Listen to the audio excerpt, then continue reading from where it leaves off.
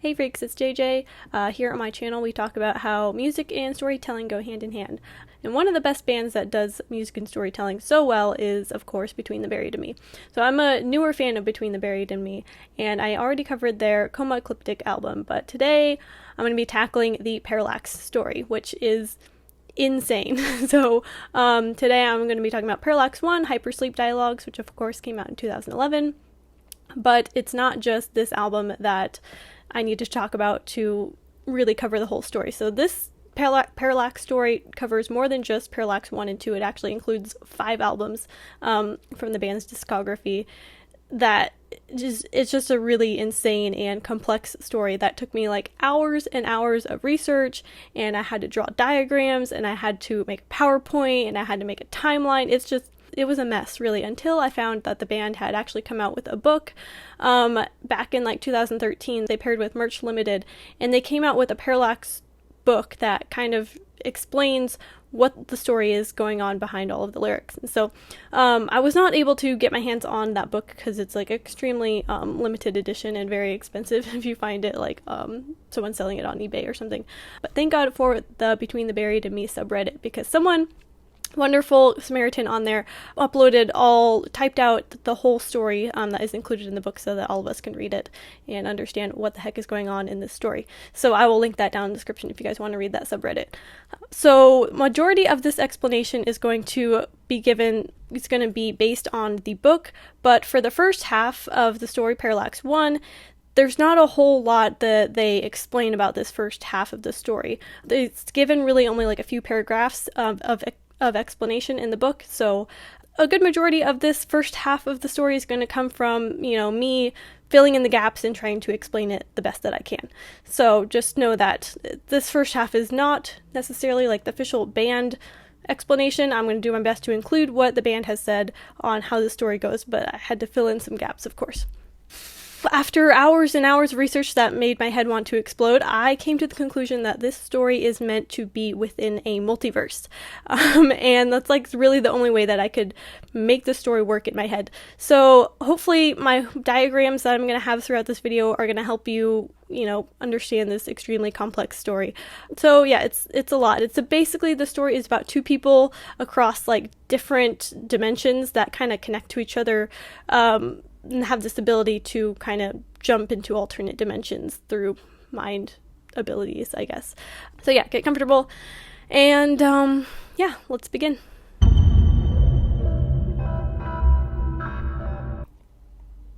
And if I'm looking down a lot and looking all over the place, it's because I'm trying to read my notes. Okay, one of the first things that I have to mention before I start with the story is that this is out of order when it comes to the songs in the album. So if I'm going to be going by the order in which they happen in the canon of the story, and so we're actually going to start with the first story, like the beginning of time, which is actually from Parallax 2. So we're starting with the Black Box, which is, of course, from Parallax 2 back in 2012. And this is basically the premise of this is like the beginning of time. This is like the Big Bang. There's these omnipotent beings called the Night Owls, and they're kind of introduced into as these like primordial beings that created the universe, are basically kind of the gods, like the creators of everything. So the next track is from the album Colors in 2007, and the track is Prequel to the Sequel.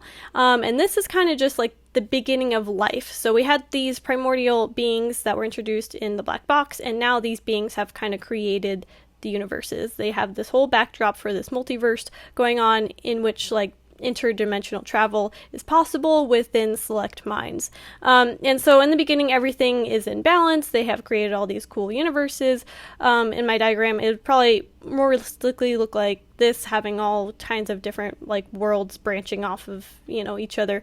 But I'm mostly going to focus on just these two universes for now, which is what I've kind of just called the Earth planet in the Earth universe, and then we have Reality B, which is on this like Reality B planet, which is kind of like a parallel universe to Earth.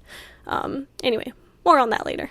Basically, these night owls and these original beings had everything going good, like everything was in balance with nature, and it had this cyclic pattern of things dying and being reborn again.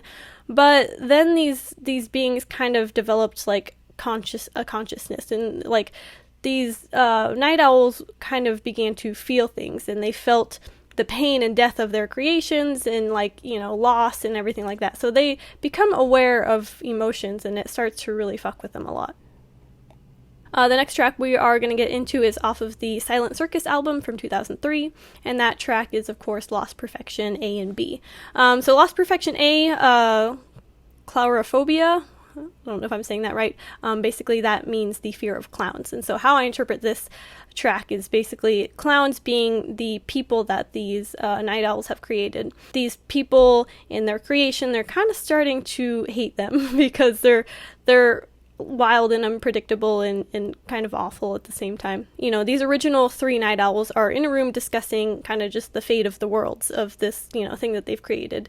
And this track is kind of told from the perspective of this unknown person, this 4th person who is probably also another night owl who has just been born into consciousness, has just developed a consciousness.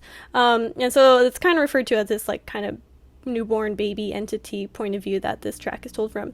And as far as my theories go that I kind of came up with for this, I believe that this newcomer character is actually going to be one of our main characters for the rest of the story, and the identity of this newcomer is Prospect 1. So we are also introduced to the identity of another one of the night owls in this room talking about the fate of the world, and that person is most of the time referred to in these beginning tracks as the one who talks too much. That character is actually going to be our other main protagonist in this story, known as Prospect 2.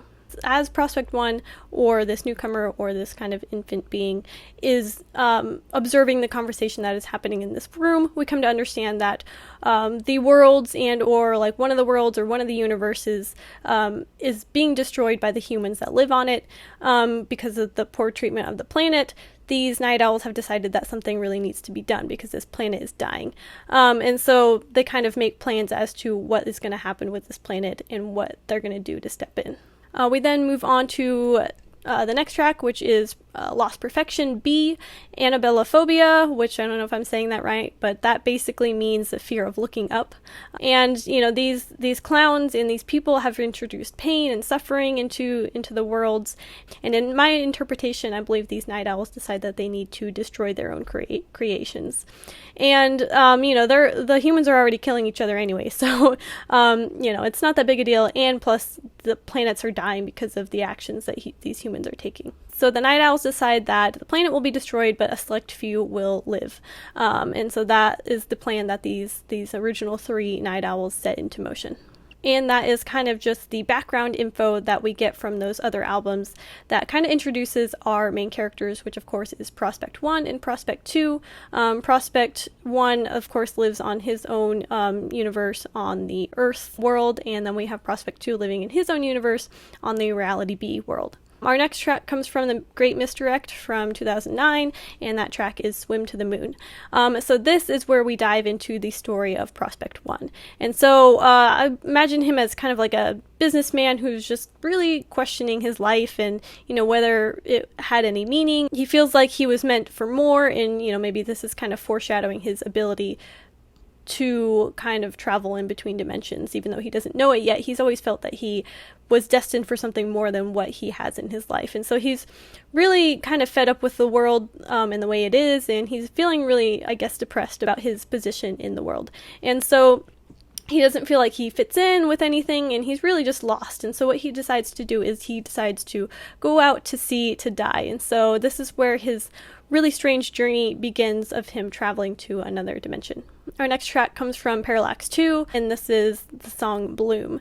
And Prospect 1 is just kind of floating along in the ocean, kind of meditating on his life and the universe and, you know, everything that's going on. And he ends up kind of nearly drowning in the ocean. But he's actually taken in by these village of sea creatures that kind of study him, and eventually they bring him back to life and they deliver him up to the surface so that he can survive. And so this is what's happening in this track, but it's also possibly not really taking place. It might all be in Prospect 1's head. And the way I interpret it is like possibly this is just the way that Prospect 1 has perceived the way in which he has jumped dimensions. And so he wakes up on another planet and a whole nother universe altogether. this is where we actually finally begin the Parallax 1 Hypersleep Dialogue tracks. And we begin with Specular Reflection, which of course is from Parallax 1 in 2011. We have our Prospect 1 waking up on what I like to call the island dimension. And he's really confused about how he got there and what's going on. And he's kind of forced to confront himself in this place and the choices that he's made. And he has to really evaluate his life. The way I interpret this track is him just kind of living the same day over and over again, kind of like a Groundhog's Day type of situation, so that he can find where he went wrong in his life and make the right decisions moving forward. So he's kind of trapped in this limbo, and he really thinks that, maybe he's just died and this is, the seventh circle of hell, just him reliving his past mistakes and really trying to survive on this island. But on the fourth day, or kind of maybe just what he perceives as the fourth day of being trapped on this island, a boat arrives, and he ends up being rescued from the island. So of course he's like, yay, I'm being rescued. I'm going to just go back home and I'm going to be a whole different person. I'm going to set my life right and everything's going to be great. But of course he returns home, which is not actually his home. He returns home to a parallel universe, and that parallel universe being reality B. So he feels like he's kind of locked in a waking dream. Everything looks the same, like his home planet and like his home universe, but everything is different. His family and friends in his home, it just doesn't exist on this reality, and so he's feeling very displaced and he has no idea where to go from here, and he really, really wants to return home. He just had this life-changing experience where he decided how he can fix himself and how he can fix his outlook on life and everything that the island dimension kind of taught him when he kind of took a hard look at himself.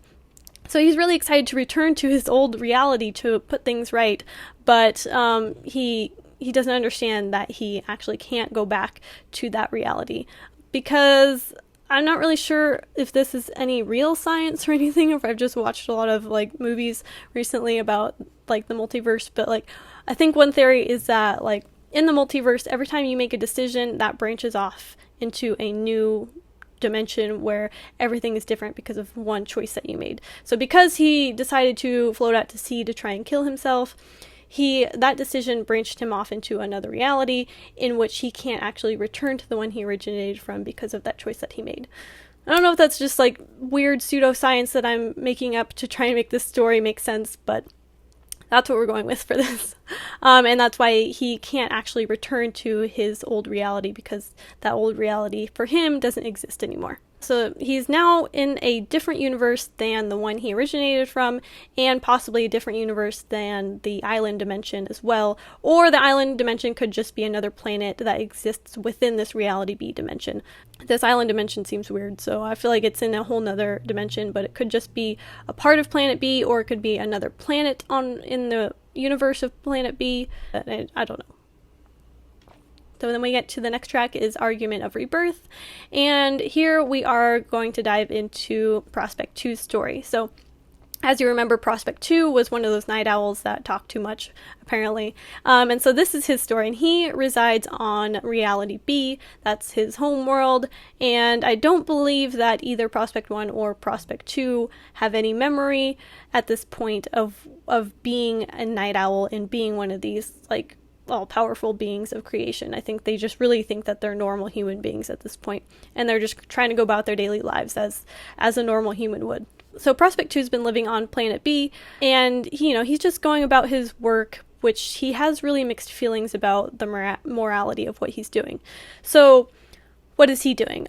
His job is to basically take the samples of human souls that have kind of been stolen from various people and stick them in what I imagine are kind of like these little seed pod incubator machine things, and then transport them to this moon planet in order to plant them in the soil of this moon planet. And this moon planet is just now being colonized for the eventual demise of Reality B that they know is coming because humans have destroyed the world. And so this moon planet is being terraformed, and the planet will be colonized whenever these seed souls kind of grow into the clones of the humans that the souls were taken from. Prospect 2's job is to kind of just ferry these souls from the old planet planet to this new moon planet, and kind of drop them off in the soil there and then go back and forth and get more. And so Prospect 2's kind of developed this huge like god complex. Because of this job, he feels like he is the god of these souls that he's transporting, which in a way, you know, he kind of is. And so after dropping off a shipment of souls, he travels back to his old planet in Reality B, and during the long space flight, he kind of experienced these weird dreams and these strange hallucinations, and it seems like by the end of this track, he kind of decides that, you know, he's going to try and be a better person, and the hallucinations have possibly helped him to realize, you know, the moral objections of what he's doing, which is kind of essentially like stealing souls and cloning them. And he also feels really guilty about how he left things with his wife, which I will get to in the Parallax 2 explanation. So that's kind of where Prospect 2 is right now, just kind of deciding to turn over a new leaf when he gets back to his home planet. We then get to the final track on the Parallax 1 album, and that is Lunar Wilderness. And so, if you remember, we had Prospect 1 was kind of chilling here in Reality B, trying to figure his life out. And he, like I said, desperately wants to return to his old reality. And so he tries to jump dimensions to get to his home, but I think he accidentally travels instead to a new planet that is just being terraformed, i.e. this moon planet. In the midst of trying to return to his home, he ends up somewhere that is sort of adjacent to his new home, but not quite there. And so we go back to Prospect 2, who is on his journey back home to his home planet, and on that journey he kind of has some self-realizations. I think also he might have a little bit of flashbacks about him talking with the other night owls, and possibly realizing that this is some kind of weird ancient memory that he's had from like eons ago, where him and his fellow night owls were talking about the destruction of the planets. He arrives home and realizes that his home is not there anymore, and he comes to the understanding, he puts it together with his weird flashback memories of these night owls and their conversations, and he realizes that the night owls have destroyed his planet. But it's actually worse, because his planet hasn't even been destroyed, it's just gone. It's just fucking disappeared, not there anymore. And so the night owls have completely annihilated it, in that they just made it no longer exist. And so we are left there at the end of Parallax 1 story with these two protagonists who went through this life-altering journey and realizations through self-discovery that they want to try and turn over new leaves and be better people, only to find out that they can't return to their homes and be those better people, which is really devastating, of course, and which is what's going to throw these two characters into the next journey that takes place in Parallax 2. In Parallax 2, it gets way complicated, so if you thought this was complex, just wait till I do the follow-up video with the explanation for Parallax 2. Anyway, I hope you found this explanation somewhat helpful. It's just this first half of the story is just a complete mess as far as like fans trying to figure out what the hell is going on, because it's all these different albums and all these different songs, and please drop down in the comments with any of your theories if your explanation makes things a lot simpler, when if I just really complicated the hell out of it, then let me know down in the comments. Also, let me know what your theories too are on Parallax 2 story. That one's a little bit easier to discern because the band has, of course, that book that explains kind of track by track what's happening, so that one's a little bit easier to figure out, at least as far as like the official storyline. Whereas this first half is like, you kind of gotta guess, because it's really vague, their explanations as to this first half of the album, or this first half of the story. Drop your questions and concerns down in the comments, of course, and hit subscribe if you haven't already, and make sure you get notified when I put out the part 2 story, which is also going to have plenty of diagrams and things like that. Also, join my Metalhead community if you feel like it. I send out newsletters and give you bonus content and exclusive material through that email list if you want to sign up. Anyway, thanks for watching. Until next time.